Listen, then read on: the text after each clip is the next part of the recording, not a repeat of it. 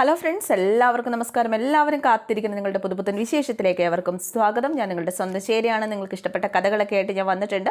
നമ്മൾ ഓൾറെഡി മറ്റൊരു ചാനലിൽ കൂടി അപ്ലോഡ് ചെയ്തിട്ടുണ്ട്. അത് മീനുവിൻ്റെ, അർജുൻ്റെയും, രേവതിയുടെയും, സച്ചിയുടെയൊക്കെ കഥയൊക്കെ അതിനകത്ത് ഇട്ടിട്ടുണ്ട്. നാളത്തെ കഥ, ഇന്നത്തെ കഥയൊക്കെ ഇടുന്നുണ്ട് കേട്ടോ. രാവിലെ വൈകുന്നേരം ഇടുന്നുണ്ട്. അപ്പോൾ ബാക്കി എല്ലാ കഥകളും ഇതിനകത്താണ് ഇടുന്നത്. അപ്പോൾ അല്ലു സ്റ്റോറി എന്നാണ് ചാനലിൻ്റെ പേര്. അപ്പോൾ ആരെങ്കിലും കാണുന്നുണ്ടെങ്കിൽ ജസ്റ്റ് കയറി കാണുക കേട്ടോ. കാണുന്നുണ്ടെങ്കിൽ എന്നല്ല, കാണണം കേട്ടോ. അപ്പോൾ എന്തായാലും നമുക്ക് നാളത്തെ ഗീതാഞ്ജലിയുടെ കഥയിലേക്ക് കടക്കാം. എന്തൊക്കെയാണ് ഗീതാഞ്ജലിയുടെ ജീവിതത്തിലെ നാളത്തെ കിടുകിടലൻ വിശേഷങ്ങൾ എന്ന് നമുക്കറിയാം. കാരണം ഇന്നത്തെ എപ്പിസോഡ് അടിപൊളി എപ്പിസോഡായിരുന്നു എന്നുണ്ടായിരുന്നത്. ചിരിക്കാനും ചിന്തിക്കാനും ഒക്കെ കൂടി നല്ല കിഡിലിൻ എപ്പിസോഡ്. അതിനൊത്ത ഒരു ജഡ്ജിയും നമ്മുടെ ഗീതുവിൻ്റെ യെസ് യുവർ ഓണർ എന്ന് പറഞ്ഞിട്ടുള്ള ഒബ്ജക്ഷൻ യുവർ ഓണർ എന്ന് പറഞ്ഞിട്ട് കൈ പൊക്കിയിട്ടുള്ള പരിപാടിയൊക്കെ ഉണ്ടല്ലോ.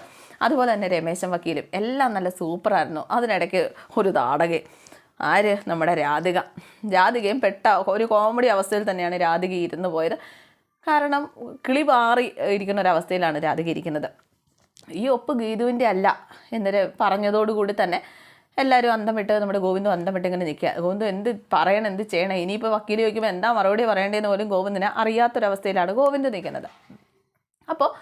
അപ്പോഴാണ് നമ്മുടെ രാധികാമ്മയെ സംശയമുണ്ടെന്ന് കൂടി ഈ ജഡ്ജിയോട് ഗീതു ഇങ്ങനെ പറയുന്നത്. എൻ്റെ ഭർത്താവിൻ്റെ രണ്ടാനമ്മയുണ്ടെന്നും ആ രണ്ടാനമ്മയാണ് ഇതിന് പിന്നിൽ എനിക്ക് നല്ല സംശയമുണ്ട് എന്നൊക്കെ പറയുന്നത്. അപ്പോഴേക്കും ഗോവിന്ദിനോട് രമേശ വക്കീൽ ചോദിച്ചു, ഉള്ളതാണോ, നിങ്ങൾക്ക് വല്ല സംശയം എന്തെങ്കിലും ഉണ്ടോ എന്നിങ്ങനെ ചോദിക്കുക. അപ്പോഴേക്കും ഗോവിന്ദ് പറഞ്ഞു, ഇല്ല, അവരെനിക്ക് എൻ്റെ അമ്മ തന്നെയാണ്, എൻ്റെ രണ്ടാനമ്മയല്ല, എൻ്റെ അമ്മ തന്നെയാണ്, എന്നെ മകനെ പോലെയാണ്, സ്വന്തം മക്കളെക്കാൾ ഉപരിയായിട്ട് എന്നെ സ്നേഹിക്കുന്ന എൻ്റെ അമ്മ തന്നെയാണ്, അതൊരിക്കലും രണ്ടാനമ്മയല്ല എന്ന് ജഡ്ജിയോട് പറയാണ്. അതെന്തേലും ആട്ടെ, ഇവരുദ്ദേശിച്ചത് ബയോളജിക്കൽ മദർ അല്ല എന്നായിരിക്കും എന്ന് ഗീതാഞ്ജലി ഉദ്ദേശിച്ചത് അങ്ങനെ ആയിരിക്കും എന്നിങ്ങനെ പറയുകയാണ്. അപ്പോൾ ഗോവിന്ദൊന്നും മിണ്ടാതെ ഇങ്ങനെ നിൽക്കുകയാണ്. അപ്പോൾ രാധിക ഗോവിന്ദനെ ഇങ്ങനെ നോക്കുകയൊക്കെ ചെയ്യുന്നുണ്ട്. അപ്പോൾ രമേശ വക്കീൽ പറഞ്ഞു, അതൊക്കെ അവിടെ നിൽക്കട്ടെ, വേറൊരു കാര്യമുണ്ട്. അപ്പോഴേക്കും ഗീതു പറഞ്ഞു, ഒബ്ജക്ഷൻ, അതൊക്കെ അവിടെ നിൽക്കട്ടെ എന്ന്. അതൊന്നും പറ്റത്തില്ല. അയ്യോ, അത് എങ്ങനെയാ അതൊക്കെ അവിടെ നിൽക്കട്ടെ എന്ന് പറയുന്നത്? കാരണം എൻ്റെ ഒപ്പിട്ട് ആരാന്ന് കണ്ടുപിടിക്കണ്ടേ? എൻ്റെ ഒപ്പിട്ട് ആരാന്ന് കണ്ടുപിടിച്ചില്ലെങ്കിൽ ഇനി അങ്ങോട്ടേക്ക് മുന്നോട്ട് പോകാൻ പറ്റുമോ? കേസ് മുന്നോട്ട് പോവോ? ഒപ്പ് കണ്ടുപിടിക്കണം എന്നൊക്കെ പറഞ്ഞപ്പോഴേക്കും ജഡ്ജി പറഞ്ഞു, അതിനുള്ള വഴി നമുക്ക് എന്താണെന്ന് വെച്ചാൽ ചെയ്യാം, ബാക്കി ഇവർക്ക് എന്താ പറയാനുള്ളതെന്ന് നോക്കട്ടെ. അപ്പോഴേക്കും രമേശ വക്കീൽ പറഞ്ഞു, യെസ് യുവർ ഓണർ എന്ന് പറഞ്ഞിട്ട് പുള്ളിക്കാരൻ പറയുകയാണ്, ഇത് മാത്രമല്ല, എന്തായാലും ഗീതാഞ്ജലി ഒപ്പിട്ടാലും ഇല്ലെങ്കിലും എൻ്റെ കക്ഷിക്ക് ഡിവോഴ്സ് വേണം. കാരണം എൻ്റെ കക്ഷിക്ക് മോചനം വേണം മാഡം, മോചനം വേണം എൻ്റെ കക്ഷിക്ക്. യുവർ ഓണർ, എൻ്റെ കക്ഷിക്ക് വേണ്ടത് മോചനമാണ്. കാരണം ഈ വെറും മാനസിക രോഗിയായ, മാനസിക നില തെറ്റിയ ഒരു സ്ത്രീയുടെ കൂടെ എങ്ങനെയാണ് ഒരു പുരുഷൻ ജീവിക്കുക? അപ്പോഴേക്കും ഗീതുവിനെ അന്തം വിട്ട് ഇങ്ങനെ നോക്കുക കേട്ടോ. നമ്മുടെ ജഡ്ജി അന്തം വിട്ട് ഗീതുവിനെ ഇങ്ങനെ നോക്കുക, ഇത് ഉള്ളതാണോ എന്ന രീതിയിൽ. അപ്പോഴേക്കും ഗീതു പറഞ്ഞു, എനിക്കൊരു കുഴപ്പമില്ല, ഇത് ചുമ്മാ അവരുണ്ടാക്കി പറയണതാണ്, ഇവരെന്നെ കൊണ്ട് ഓരോന്നൊക്കെ പറയിപ്പിച്ചിട്ട് അവസാനം അതെ ഒരു ദിവസം എനിക്ക്, മാഡത്തിനറിയാം, ഒരു ദിവസം എനിക്ക് മദ്യം തന്നു, അതും രണ്ടാനമ്മയാണോ എന്ന് എനിക്ക് സംശയമുണ്ട്. അപ്പോഴേക്കും രാധികാമ്മ അവിടെ ഇരുന്നിട്ട് ഞാനൊന്നുമല്ല എന്നിങ്ങനെ പറയാം കേട്ടോ. അപ്പോഴേക്കും ജഡ്ജി പറഞ്ഞു, അവിടെ ഇരിക്കുന്നവർക്ക് പറയാനുള്ള അധികാരമൊന്നുമില്ല. അപ്പോഴേക്കും സോറി മാഡം, നിങ്ങളോട് ചോദ്യം ചോദിക്കുമ്പോൾ മാത്രം പറഞ്ഞാൽ മതി. അപ്പോൾ രാധിക ഓക്കെ സോറി മാഡം എന്നൊക്കെ പറഞ്ഞിട്ട് അവിടെ ഇരിക്കുക കേട്ടോ. ഇത് ചിരിച്ചുകൊണ്ട് ഇങ്ങനെ നിൽക്കുകയാണ്. അതെ, എനിക്ക് എന്തോ മാനസിക വിഭ്രാന്തിയാണ്. സാധാരണ പോലെ ഞാൻ ഒരു ഇച്ചിരി എക്സ്പ്രഷൻസ് പ്രകടിപ്പിക്കുന്നതാണ്. ചിരി വന്നാൽ ചിരിക്കും, കരച്ചിൽ വന്നാൽ കരയും, പറയാനുള്ളത് പറയും. അതിന് മാനസിക രോഗമാണെന്നൊക്കെ പറഞ്ഞിട്ട് എന്നെക്കൊണ്ട് എന്തോ ഒരു മയക്കുമരുന്നോ മദ്യം കണ്ടാണ് കഴിപ്പിച്ചത്. അത് എനിക്ക് ജ്യൂസിലോ എന്തെങ്കിലും കളിക്ക് തന്നാന്ന് തോന്നുന്നു.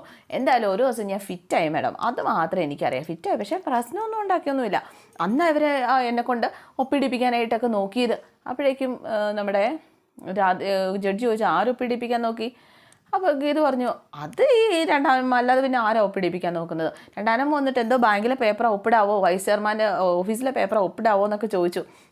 എനിക്കറിയാമല്ലോ, ഞാനാരാ മോള്, എനിക്കറിയാമല്ലോ, അതുകൊണ്ട് ഞാൻ ഒപ്പിട്ടൊന്നുമില്ല എന്ന് പറഞ്ഞിട്ട് നമ്മുടെ ഗീതാഞ്ജലിയുടെ ഈ പറച്ചിലൊക്കെ കേട്ട് അന്തം വിട്ട് കണ്ണ് തള്ളി എനിക്ക് എന്തൊക്കെയോ പറയണമെന്ന രീതിയിൽ രാധിക ഇങ്ങനെ ഇരിക്കുകയാണ് കേട്ടോ. അപ്പോൾ രമേശൻ വക്കീൽ രാധികയെ നോക്കുന്നുണ്ട്. ഞാനൊന്നും ചെയ്തിട്ടില്ല എന്നും പറഞ്ഞിട്ട് നമ്മുടെ രാധിക കൈയും കണ്ണൊക്കെ കാണിക്കുന്നുണ്ട്. എന്തായാലും ഇതൊരു നടക്കി പോകുന്നു തോന്നണില്ല എന്ന് ജഡ്ജി പറഞ്ഞു. ഇതൊരു നടക്കി പോകുന്നു തോന്നണില്ല. എന്തായാലും ഗീതാഞ്ജലിക്ക് മാനസിക രോഗം ഉണ്ടെന്നുള്ളതിന് എന്താ ഇത്ര ഉറപ്പ്? എൻ്റെ രമേശ വക്കീലിനോട് ചോദിച്ചപ്പോൾ ഉണ്ട് മാഡം, ഉണ്ട്, മാനസിക രോഗം ഉണ്ടെന്നേ.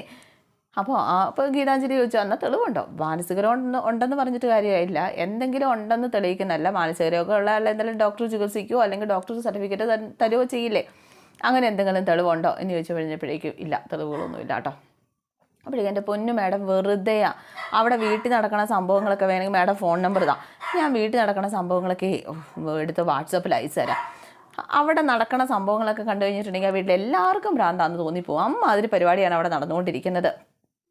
എന്തൊരു ഷോയാണെന്ന് അറിയാവോ എന്നൊക്കെ ചോദിച്ചു കഴിഞ്ഞപ്പോഴേക്കും ജഡ്ജി പറഞ്ഞു, ആ മതി മതി മതി, എന്തായാലും ഈ കേസ് ഉടനെ അങ്ങ് തീരുന്നു തോന്നണില്ല. പിന്നെ ഒരു കാര്യം, ഗീതാഞ്ജലി ഒപ്പിട്ട് തരാത്തിടത്തോളം കാലം ഗീതാഞ്ജലിക്ക് ഡിവോഴ്സിന് സമ്മതമാണെന്ന് ഒപ്പിട്ട് തരാത്തിടത്തോളം കാലം ഗീതാഞ്ജലി ഇപ്പോഴും ഭാര്യ തന്നെയാണ്. ഗീതാഞ്ജലി ഡിവോഴ്സ് അംഗീകരിക്കാത്തിടത്തോളം കാലം ഗോവിന്ദ് മാധവൻ്റെ ഭാര്യ തന്നെയാണ് ഗീതാഞ്ജലി. അപ്പോൾ അതിൻ്റേതായ എല്ലാ അധികാരങ്ങളും ഉത്തരവാദിത്തങ്ങളും അവകാശങ്ങളും ഗീതാഞ്ജലിക്ക് ഉണ്ട്. അത് ഗോവിന്ദ് മനസ്സിലാക്കണം എന്നൊക്കെ പറഞ്ഞു കഴിഞ്ഞപ്പോഴേക്കും ഗോവിന്ദ് തല കൊടുക്കാമെന്നും പറഞ്ഞ രീതിയിൽ. അപ്പോൾ ഗീതു പറഞ്ഞു, ഇതിങ്ങനെ പറഞ്ഞിട്ടൊന്നും കാര്യമില്ല മാഡം, ഇത് ഓർഡറായിട്ട് തന്നാൽ മാത്രമേ വല്ല കാര്യമുള്ളൂ, അല്ലാതെ ഇത് പറഞ്ഞു കഴിഞ്ഞിട്ടുണ്ടെങ്കിൽ ഇവർക്ക് ഒരു ഉത്തരവാദിത്വം ഇല്ല, ഇവർ അവസാനം എൻ്റെ തലയിൽ കുതിര കയറും, പ്രത്യേകിച്ച് രണ്ടാനമ്മ. അപ്പോഴേക്കും ഗോവിന്ദ് പറഞ്ഞു, അമ്മ രണ്ടാനമ്മ അല്ല എന്നിങ്ങനെ പറയുകയാണ്. ആ എന്നും പറഞ്ഞ് ഗീതു, എന്തായാലും എനിക്ക് ഗോവിന്ദ് സാറിൽ അവകാശമുണ്ട്, അല്ലെങ്കിൽ ഞാൻ ഗോവിന്ദ് സാറിൻ്റെ ഭാര്യയാണ്, ആ ഡിവോഴ്സ് അനുവദിക്കുന്നവരെ ഭാര്യയാണ് എന്ന് മാഡം പറയണം എന്ന് പറഞ്ഞു കഴിഞ്ഞപ്പോഴേക്കും അതുള്ളതാണല്ലോ, ഇനി ഞാൻ ഡിവോഴ്സ് എഴുതി ഒപ്പിട്ട് തന്നാൽ മാത്രമേ നിങ്ങൾ പിരിയുള്ളൂ, അല്ലെങ്കിൽ നീ ഗീതാഞ്ജലി ഗോവിന്ദ് മാധവൻ്റെ ഭാര്യ തന്നെയാണ്, അതിപ്പോൾ ആര് പറഞ്ഞാലും മാറ്റുമില്ല, എല്ലാവിധ അവകാശങ്ങളും ഉണ്ട് എന്നൊക്കെ പറഞ്ഞു കഴിഞ്ഞപ്പോഴേക്കും മാഡം പറഞ്ഞു കഴിഞ്ഞാൽ ഓക്കെ എന്നൊക്കെ ഇങ്ങനെ പറയുകയാണ്. അതൊക്കെ കഴിഞ്ഞിട്ട് എന്തായാലും കേസ് അടുത്ത ദിവസത്തേക്ക് മാറ്റി വെച്ചിരിക്കുന്നു എന്നൊക്കെ പറഞ്ഞിട്ട് ഡേറ്റൊക്കെ കൊടുത്തിട്ട് കോടതി പിരിഞ്ഞു കഴിഞ്ഞപ്പോഴേക്കും ബെഞ്ച് ക്ലർക്കിനോട് നമ്മുടെ ജഡ്ജി പറഞ്ഞു ഗീതാഞ്ജലി ഇങ്ങോട്ടേക്ക് വിളിക്കാനായിട്ട് പറയാണ്. അപ്പോൾ ഓർഡർ കൊടുക്കാൻ വേണ്ടിയിട്ടാണ് ഗീതാഞ്ജലിയുടെ കയ്യിലേക്ക്. അങ്ങനെ ഗീതു വന്നിട്ട് കോടതിയിൽ കാഴ്ചവെച്ചതിൻ്റെ ബാക്കി അഭിനയം ഇവിടെ കാഴ്ചവെക്കാമെന്ന് വിചാരിച്ചിട്ടാണ് ഗീതു വന്ന് സംസാരിച്ചു തുടങ്ങിയത്. അവസാനം ജഡ്ജി കുറച്ച് നേരമൊക്കെ കേട്ടുകൊണ്ടിരുന്നു. എന്നിട്ട് അവസാനം ജഡ്ജി പറഞ്ഞു, എൻ്റെ പൊന്നു മോളെ മതിയാക്കിയാരെ, അതെ എനിക്കറിയാം എന്തൊക്കെയാണ് നീ വീട്ടിൽ കാണിച്ചു കൂട്ടുന്നത് എന്നൊക്കെ ഏകദേശ രൂപമൊക്കെ എനിക്ക് മനസ്സിലായിട്ടുണ്ട്. കാരണം ഞാൻ എൻ്റെ വീട്ടിൽ ഒരു സംശയരോഗിയായ ഒരു കെട്ടിയോനെ കെട്ടിപ്പൂട്ടിട്ടിട്ടാണ് ഞാൻ വരുന്നത്, അതിനെ വെച്ചുകൊണ്ട് പോണ പാടെ എനിക്കറിയാം. അപ്പോൾ അവിടെ വീട്ടിൽ എന്തെങ്കിലും പ്രശ്നം ഉണ്ടെങ്കിൽ നീ ഈ കിടന്ന് കാണിച്ചതൊക്കെ എനിക്ക് കാര്യങ്ങളൊക്കെ മനസ്സിലായിട്ടുണ്ട്. പിന്നെ നിൻ്റെ ഒരു താളത്തിനൊത്ത് നിൻ്റെ ഭാഗത്ത് ന്യായമുണ്ടെന്ന് കണ്ടതുകൊണ്ട് നിൻ്റെ താളത്തിനൊത്ത് ഞാൻ ഇരുന്ന് തന്നൂന്നേ ഉള്ളൂ. അതുകൊണ്ട് വെളച്ചിൽ ഇങ്ങോട്ട് ഇറക്കാൻ നോക്കണ്ട. പിന്നൊരു കാര്യം, കോടതി വെച്ചിട്ട് നീ എന്നോട് നമ്പർ ചോദിച്ചു, ജഡ്ജിയുടെ നമ്പർ ചോദിച്ചു എന്നും പറഞ്ഞാൽ എനിക്ക് വേണമെങ്കിൽ കേസെടുക്കാൻ പറ്റും, അതറിയാമോ നിനക്ക്? അപ്പോഴേക്കും ഗീതു പറഞ്ഞു, അറിയാൻ പാടില്ല, കേസെടുക്കണോ? അപ്പോൾ ഗീതു പറഞ്ഞു, വേണ്ട, കേസൊന്നും എടുക്കണ്ട എന്ന രീതിയിൽ ഗീതു ഒന്ന് തലയാട്ട. അപ്പോൾ എന്തായാലും നിനക്ക് നിൻ്റെ ഗോവിന്ദേട്ടൻ അല്ലെങ്കിൽ നിൻ്റെ കണ്ണേട്ടനുമായിട്ട് നിനക്ക് ഒരുമിച്ച് ജീവിക്കണം അത് നല്ല രീതിയിൽ ആശിച്ചു കഴിഞ്ഞിട്ടുണ്ടെങ്കിൽ ഞാനതിന് കൂട്ടു നിൽക്കും. അതല്ല ഇനി അവരെ ദ്രോഹിക്കാൻ വല്ലതും ആണെങ്കിൽ ഗോവിന്ദ് മാധവൻ എന്തായാലും നല്ല ജെന്റിൽമാനാണെന്ന് നീ പറഞ്ഞു കഴിഞ്ഞു, എനിക്കും അത് ബോധ്യമായിട്ടുണ്ട്. അത് അവനെ ദ്രോഹിക്കാൻ വല്ലതും ആണെങ്കിൽ ഞാൻ കൂട്ടു നിൽക്കത്തില്ല എന്ന് പറഞ്ഞപ്പോഴേക്കും ശരിക്കും ഗീതുവായിട്ട് തന്നെ സംസാരിക്കുകയാണ്. എനിക്ക് ഒരിക്കലും ആരെയും ദ്രോഹിക്കണം എന്നൊന്നുമില്ല മാഡം, ഗോവിന്ദേട്ടനെ കണ്ണേട്ടനെ ഒന്ന് രക്ഷിച്ചെടുക്കണമെന്ന് മാത്രമേ ഉള്ളൂ. എനിക്ക് ഭാര്യയായിട്ട് തുടർന്നില്ലെങ്കിലും കണ്ണേട്ടനെ ഇവരിൽ നിന്നൊക്കെ രക്ഷിച്ചെടുക്കണം, കണ്ണേട്ടൻ തിരിച്ചറിയാൻ പറ്റുന്നില്ല ഇവരുടെ കുതന്ത്രങ്ങളൊന്നും എന്നൊക്കെ ഗീതു ഇങ്ങനെ പറയുകയാണ്. എന്തായാലും നീ പൊക്കോ. അങ്ങനെ ഗീതു അവിടെ നിന്ന് പോവാണ്. ഇതേ സമയം പുറത്തിറങ്ങിയ ഗോവിന്ദോ വയലൻ്റായി എന്ന് പറഞ്ഞാൽ മതിയല്ലോ. വക്കീലിനോടും തെറിക്കുകയാണ്, നിങ്ങൾക്ക് എവിടെ നിന്ന് കിട്ടി ഈ പേപ്പർ?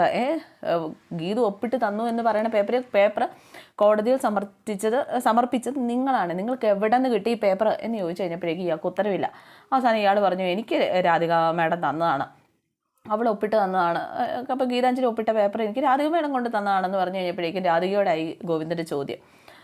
അവസാനം രാധികയ്ക്ക് അത് സമ്മതിക്കേണ്ടി വരികയാണ്. ഞാൻ ഒപ്പിട്ട് തരാനായിട്ട് മാത്രമേ പറഞ്ഞുള്ളൂ, അവളോട് ഒപ്പിടാൻ ഞാൻ പറഞ്ഞാൽ കേൾക്കത്തില്ല, അത് ഒപ്പിടിപ്പിച്ച് മേടിച്ച് തരാമെന്ന് പറഞ്ഞിട്ട് എൻ്റെ ആ പേപ്പർ മേടിച്ചുകൊണ്ട് പോയത് ഭദ്രനും വിലാസിനെയും കൂടെയാണ്. അവർ ഒപ്പിട്ട് കൊണ്ട് തന്നപ്പോഴേക്കും അവർ ഗീതാഞ്ജലിയുടെ ഒപ്പ് മേടിച്ചു എന്നും പറഞ്ഞ് കൊണ്ട് തന്നു കഴിഞ്ഞപ്പോൾ ഞാനത് വിശ്വസിച്ച് പോയി. അവർ പറ്റിച്ചതാണെന്ന് ഞാൻ അറിഞ്ഞില്ല. ഞാനൊന്ന് കാണുന്നുണ്ട് ഭദ്രനെയും വിലാസിനെയും എന്നും പറഞ്ഞ് ഇവിടെ രാധിക തുള്ളുവാണ്. എന്തായാലും കോടതി മുറ്റത്തേക്ക് നമ്മുടെ വിജയശ്രീ ലാളിതയായിട്ട് അവൾ വരികയാണ് കേട്ടോ, ഗീതാഞ്ജലി വരികയാണ്. അപ്പോൾ എങ്ങനെയാ മിസ്റ്റർ കെട്ടിയോ, നമുക്ക് പോയാലോ എന്നിങ്ങനെ ചോദിച്ച്. അല്ല എന്തായാലും ഞാൻ എൻ്റെ വണ്ടി കൊണ്ടാണല്ലോ വന്നത്, ഇപ്പം ഞാനെന്തായാലും ഒറ്റയ്ക്ക് പൊക്കോളാം, രണ്ടാനമ്മേനെയും കൂട്ടി പോരെ കേട്ടോ എന്നൊക്കെ പറഞ്ഞിട്ട് ഗീത അവിടെ നിന്ന് പോവാണ് കേട്ടോ. എങ്ങനെ ഉണ്ടായിരുന്നു എൻ്റെ വാദം എന്നൊക്കെ ചോദിക്കാനും മറന്നില്ല. അപ്പോൾ ഇതൊക്കെയാണ് കഥ. എല്ലാവർക്കും ഇഷ്ടമായെന്ന് വിചാരിക്കുന്നു. അപ്പം നല്ല കിടുകിടലും വിശേഷമായിട്ട് നാളെ രാവിലെയും ഞാൻ വരുന്നുണ്ട്. അപ്പോൾ നിങ്ങളെല്ലാവരും കാണണം, കാത്തിരിക്കണം. പുതിയ ആൾക്കാർ കാണുന്നുണ്ടെങ്കിൽ നിങ്ങൾ സബ്സ്ക്രൈബ് ചെയ്യണം കേട്ടോ. സബ്സ്ക്രൈബ് ചെയ്ത് വെച്ചാലേ നോട്ടിഫിക്കേഷൻ വരുള്ളൂ. മാത്രമല്ല നിങ്ങളെ കണ്ടിട്ടുണ്ടെങ്കിൽ അത് മൊത്തം കണ്ടില്ല എന്ന് ജസ്റ്റ് ഒന്ന് ലൈക്ക് ചെയ്താൽ മാത്രമേ നിങ്ങൾക്ക് റെക്കമെൻഡേഷനായിട്ട് എൻ്റെ വീഡിയോസ് വീണ്ടും കാണാനുള്ള ഓപ്ഷൻ വരികയുള്ളൂ. ഇല്ലെങ്കിൽ നിങ്ങൾ പിന്നെ നടക്കേണ്ടി വരും കാണണമെന്നുണ്ടെങ്കിൽ. അപ്പോൾ എന്തായാലും അടുത്ത വീഡിയോ ആയിട്ട് വരാം. കാത്തിരിക്കുക. സിയോഗി. Thank U.